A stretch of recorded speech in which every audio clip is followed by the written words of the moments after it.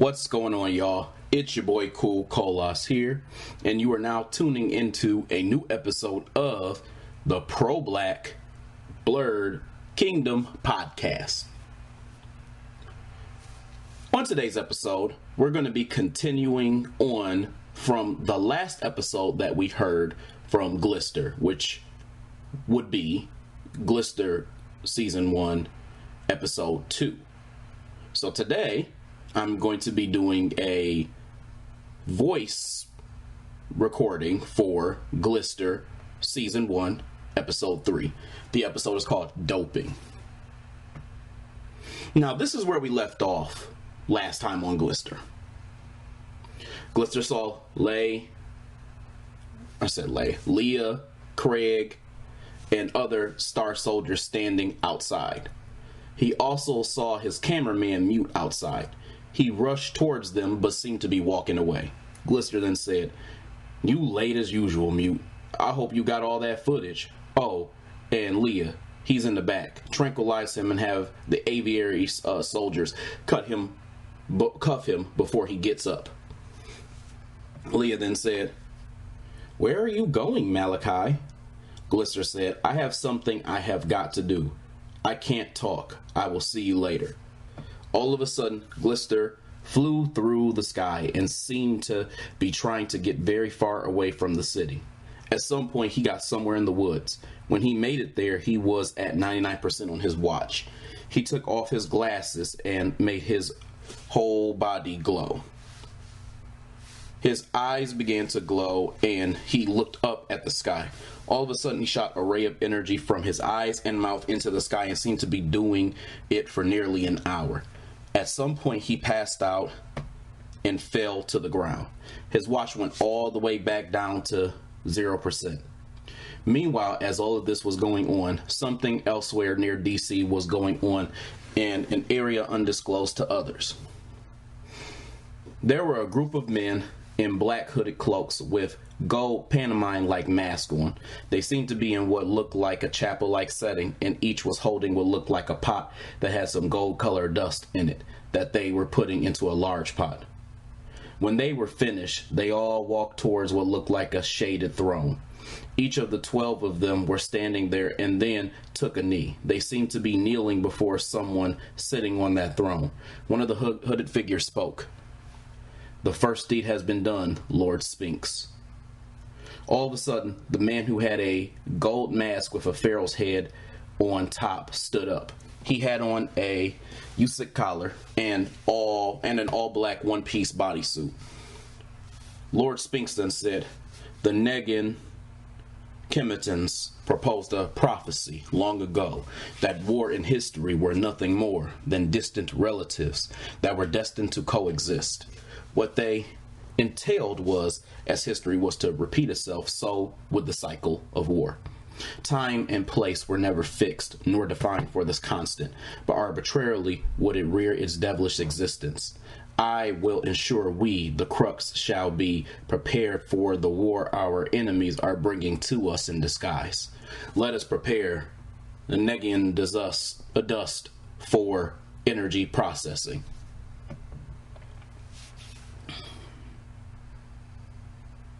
Now we're going to begin. A flashback started to 2005. At the time, a football game was commencing at a high school in Baltimore, Maryland. Two teams were going against one another.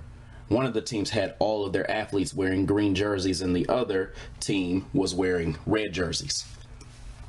A game was taking place, and the score happened to be 21-17.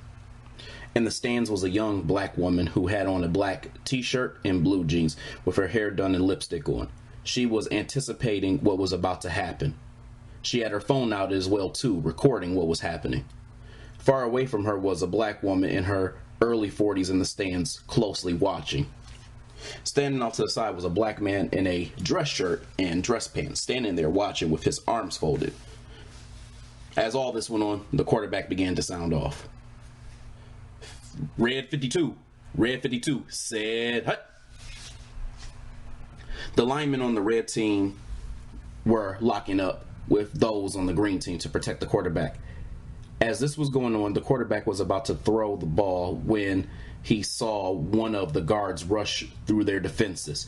He then saw the running back behind him and handed the ball off to him. The running back was a very swift young black man who ran as fast as he could. He saw someone coming his way, and he spun out and evaded getting tackled. He saw someone else coming his way and then jumped over them and kept running. As all of this was going on, the woman in the stands yelled, "Let's go, Latrell! Let's go, Latrell!" Shortly after the announcer came on, the announcer then said, "Ladies and gentlemen, look at Latrell Horn go."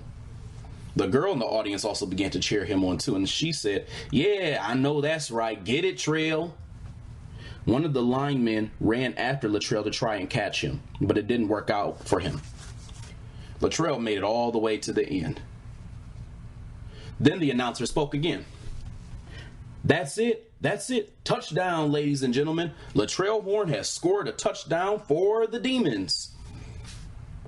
As all this happened, Latrell ran around with the football in his hand and celebrated. The crowd erupted in celebration for him as well, too. And they all said, "Speedemon, Speedemon, Speedemon, Speedemon." After the game ended and the Demons won, Latrell was picked up by his team, and everyone celebrated what he had accomplished. They carried him away to the back of the locker room with him holding a championship cup in his hand. Later, after the victory, Latrell was visited by the woman who was in the stands. And then she spoke.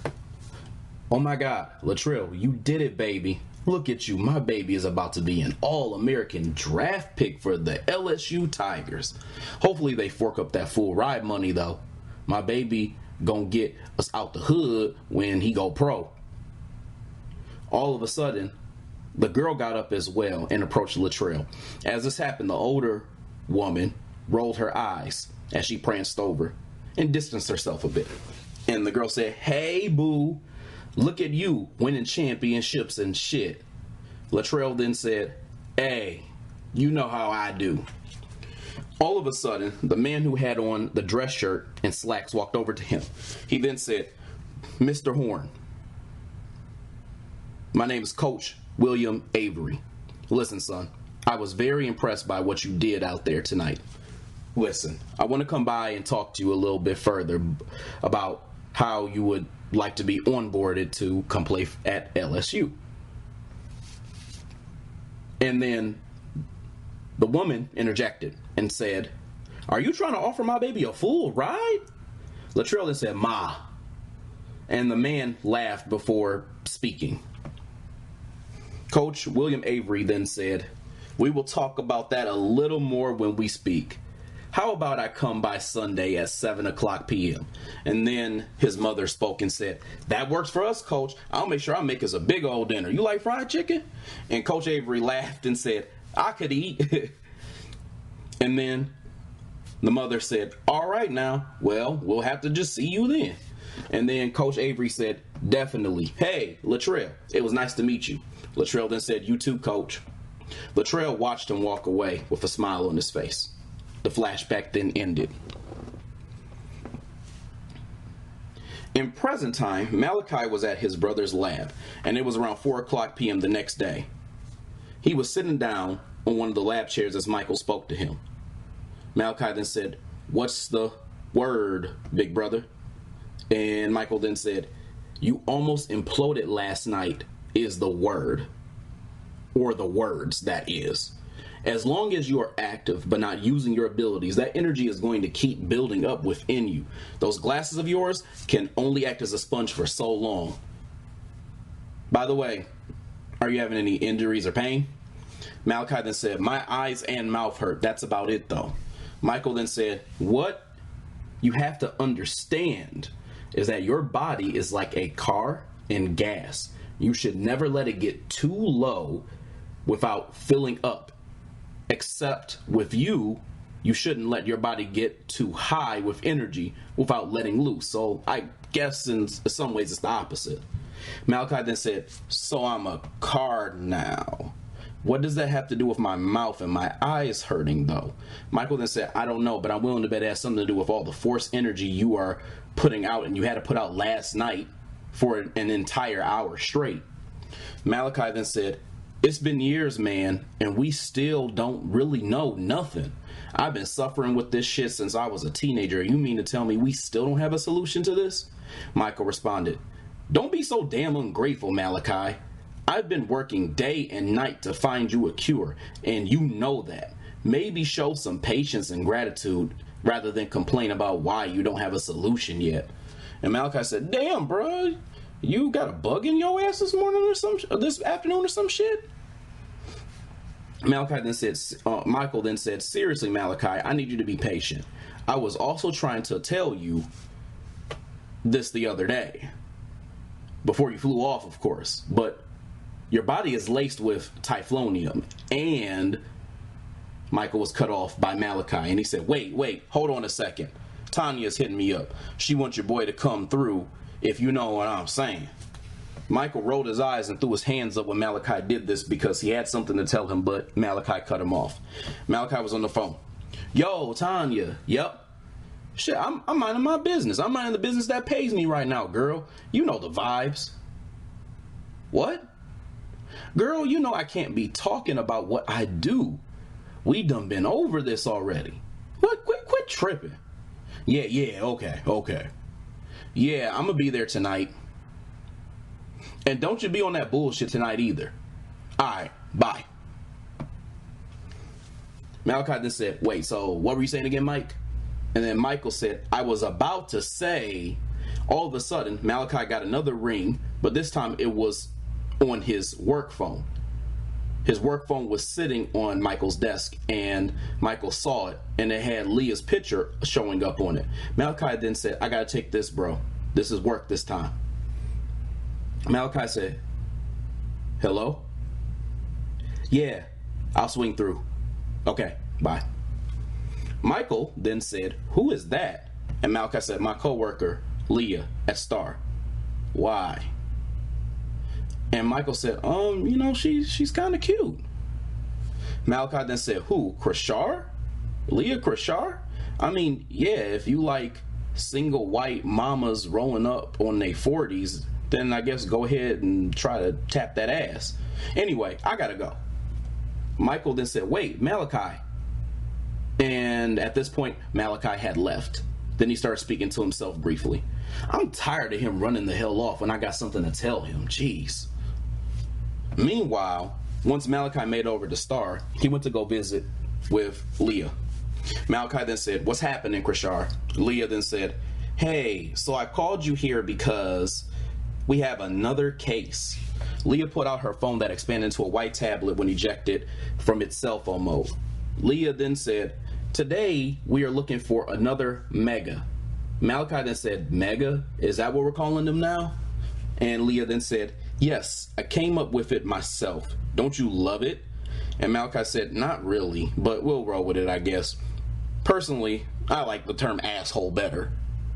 Leah then said, okay, well, we are now looking for a man who goes by the name Speedemon. His real name is Latrell Horn. He used to play for LSU. He was the star running back and now a mega that is on the run. He's a black male, aged 34. He is about 5'10", and he weighs 170 pounds. Malachi then said, oh yeah, I remember him. He was one of the best running backs to ever be drafted to LSU. I wondered what happened to him. Leah then said, well, let's just say that he made some poor choices in his life, and it's got him where he's at right now. He's been accused of theft, grand theft auto, and other crimes, but the one he is most infamous for is drug possession. He has had a long history with abusing drugs, but one in particular he caught was called E. Malachi then said, E? What in the hell is E? Leah then said, E is a drug that apparently enhances the abilities of an individual when consumed to mega human levels. It has different side effects depending on the individual. For him, it increased his speed, allowing him to sometimes move at the speed of sound, but it gave him some unexpected health problems. That's why you don't do illegal drugs like that. Malachi then said, so is he still on it? Because how did he even escape from aviary? I'm assuming that's where you all put him if he was a, as you say, mega. Leah then said, no, he's not. Hey, let's talk about it later though. I just wanted to make sure you are aware that he was out and about and we need to bring him back. Hey, I've got to go and see Whitmore because he wants to talk to me before I leave. And then Malachi responded and said, all right, bet. I'll be on the lookout. Leah left out and Malachi watched her as she walked away. Malachi then said, man, please, I'm about to go get me some booty tonight. I ain't thinking about no damn NFL reject. Meanwhile, Leah went to Whitmore's office to speak to him. Whitmore was standing there looking out of his window with his arms behind his back. When Leah walked in, he turned around slightly and continued to look out his window. Again. Whitmore then said, Captain Leah Crashar, thank you for stopping by. Leah responded and said, hey, you requested I come by, right? Whitmore then said, yes, I did. I need you to come to Star tomorrow night and work a few hours. Leah then said, wait, why? What's going on? And Whitmore responded, I need you here because of an issue I've been having with one of our inmates at Aviary. I need your expertise on the matter and your assistance. It's very important to Star's mission. Leah then said, okay, well, I wanted to spend some time with my son and watch movies, but I guess I'll have to let him know I can't make it. He'll just have to manage being alone tomorrow night. Whitmore then said, with a mother like you, I'm sure he's a good kid who will understand how busy his mother is. And Leah then said, he is a good kid. Anyway, I'll be here later tomorrow night. Whitmore then said, thank you, Captain. You always come through when I need you most. Leah then said, of course, I'm just doing my job. Leah left Whitmore's office to finish what she had to tend to for that day. Whitmore stood there with his hands behind his back and walked back to the window he was looking out of. He grabbed a circular metal plate off of his desk on the way there, and it had a triangular lock symbol in the middle. He stared at it as he bent down, or as he went over to the window, and then looked out of that window again. He watched as the sun began to set.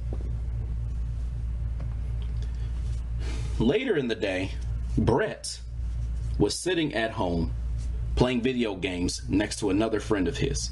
The two of them had a box of pizza on the floor and were eating it while playing a video game called Trigger Happy 2. The house they were in was a decent-sized middle-class home that also had an upstairs as well. All of a sudden, a voice came from upstairs, calling out to the boys. You boys okay down there? Brett then said, yes, Mom. And then the other kid said, yes, Miss Crashar. All of a sudden, Leah walked downstairs in normal attire. Her blonde hair was now coursing down her back. She had on a blue t-shirt and a pair of gray leggings. Leah then responded and said, hey, Brett, I've got to run to the store really quickly to pick up a few things. I have some ice cream in the fridge whenever you and Andy want some. Oh, and by the way, I won't be able to do our movie night tomorrow. I have to go into work. Brett then said, okay, Mom, understood. Leah then said, well, you don't sound too excited there. I'm sorry, buddy. Anyway, I will be back, boys. Brett then said, Brett and his friend Andy both said goodbye in unison as his mother walked out. When she finally left Andy and Brett to continue playing the game, Andy actually won the game, and then he celebrated. Andy said, yes, I won. You got your ass kicked, dude. Hold on, wait. You usually kill me at this game. What's going on? Brett then put down the controller and began to talk. Price is going to have a party tomorrow, and originally I was going to ditch it, but now I don't think I am. Andy then said, why? What made you change your mind? I mean, you are on the football team after all, so why wouldn't you want to party with your teammates anyway? Brett then said, well, it's because of what he wants to do at this party. Do you remember that weird kid at school, Casper? Andy then said, yeah, what about him? And then Brett responded, he sold me, Price, and some others these pills at school, and we were supposed to take them. I agreed to the movie night with my mom, so I would have a reason to not go. Andy then said, how much did you pay for that pill? Brett said $100. Andy then said, $100? Are you fucking kidding me right now, man? Brett then said, no, I'm not. I know it was a lot of money, but I just got cold feet. Andy then said, $100 is a steep price for some drugs, dude. You should go for just having paid that much for it. Brett then said, yeah, I am now that she's going to work. I don't have a reason not to at this point, I guess. Andy responded and said, for that price, that pill better be giving you some superpowers or something serious, dude. Like, what does it do? Brett then said, it gets you fucked up, apparently. Really, really fucked up. Andy then said, why are you taking this anyway? It's not even like you to do that. Brett said, the pill is called E, and I'm taking it because I want to be able to have fun with my teammates. Casper did say he didn't know the side effects though, so anything really could happen. Andy then said, dude, that's a ride on the wild side. Totally. Brett then said, that's what I'm hoping doesn't happen. You have to come with me tomorrow. Gotta have someone there to make sure I'm good, right? Andy then said, do you think they would let me in a football party like that? Brett then said, I don't know, but I'll bring you with me anyway. Andy responded and said, well, in that case, I am there, man. I just hope you know what you are doing with this E. That's for sure.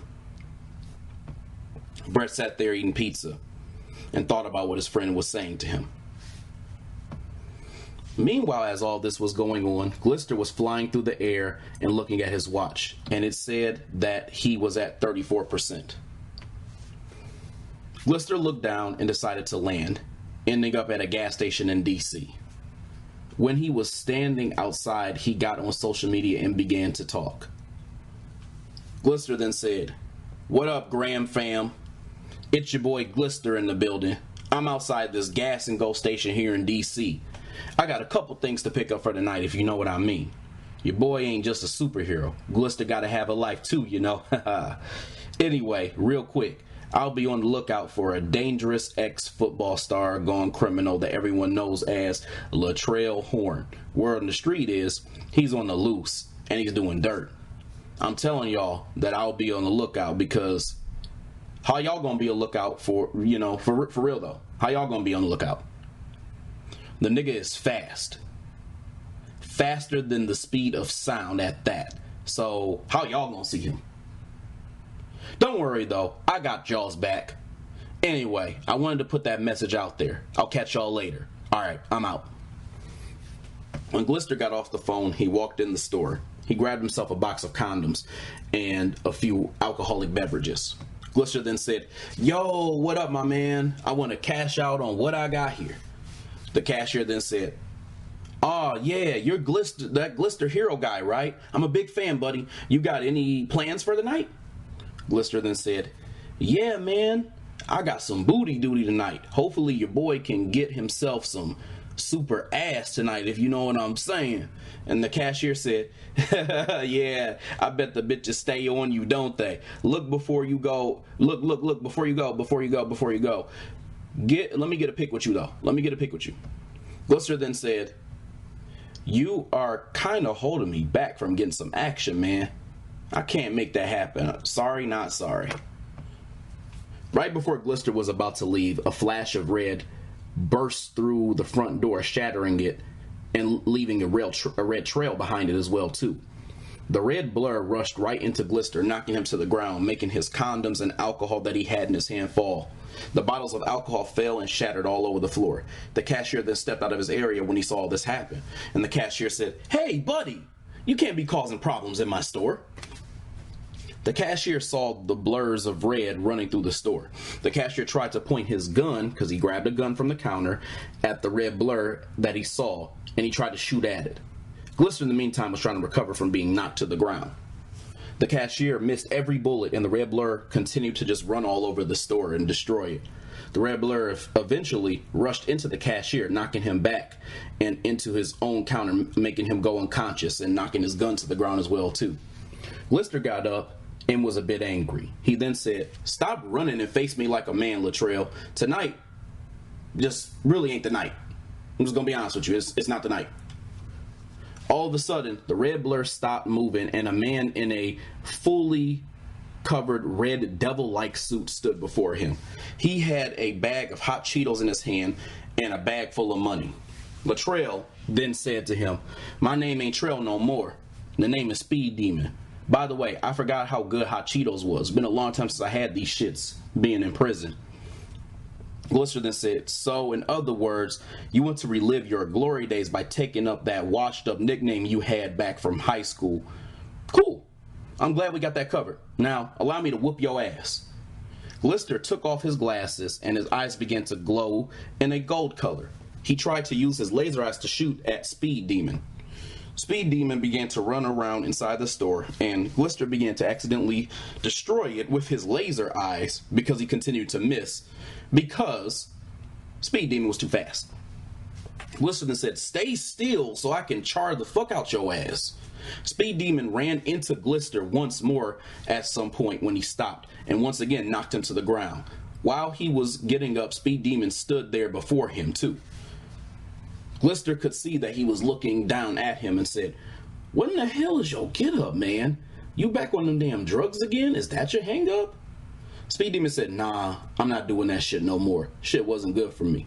But now it's about to fix all the fuck shit that I've done.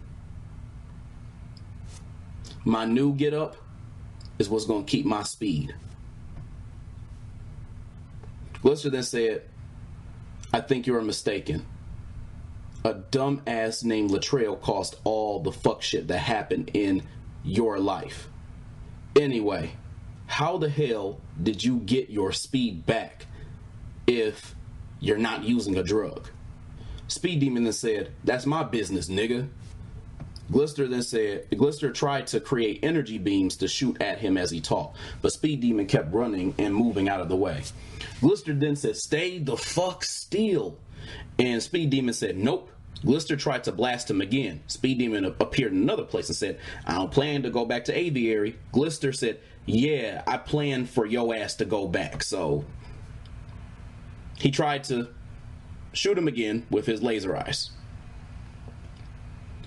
Speedemon then said, "I'm already tired of going back and forth with your ass, but I got some shit to do. Before I go, though, I want to leave you with some shit to think about. It's time to boogie, my nigga." All of a sudden, Speedemon ran toward Glister, but this time he did not attack him. He just had run past him. Glister rolled his eyes as the police approached the store, and the alarm went off. And he said, "Y'all's asses are too late." He closed his eyes. He charged his body with gold energy going all around his body and flew towards Speedemon. After a while flying, he got close to catching up with him, although Speedemon was running very quick, very fast. Glister then said, "Running like a bitch will only get you so far. I can't wait to run you this fade when I catch your ass." Glister charged his eyes again with gold colors and tried to shoot him with laser beams, but kept missing as Speedemon moved. Speedemon looked behind him and smiled. He then said, "That energy is only going to make you fast for so long. My shit never ends. And just to make sure you can't get him, I'll give you a little bit of a distraction." Eventually, Glister began to slow down and ended up losing Speedemon. Glister then said, "Damn, I can't keep this up much longer. I wonder what my energy is at." Glister looked at his wrist and saw his watch was gone. The watch he was given to track his energy output was no longer on his wrist. Glister looked down at his wrist that had no watch on it and looked back in the direction that Speedemon was in. And then he said to himself, "That damn thief took my watch." Glister stopped and panicked as this happened. He then said, "Damn it! I have to get back to my brother's crib as soon as shit or I could explode." To be continued. All right, y'all. So that was the next episode of Glister. I hope you guys enjoyed it. I hope that you guys want to come back and hear a lot more and see what happens in the rest of the story. There is going to be a lot more to come. So again, I hope you continue to stay tuned. Other than that, I'm going to have another podcast episode coming tomorrow, as a matter of fact, as well too. So definitely stay tuned for that. If you follow me on Colas Creative, you'll see updates about it. Anyway, y'all, again, I hope y'all enjoyed the episode, and I'll be talking to y'all later. Peace.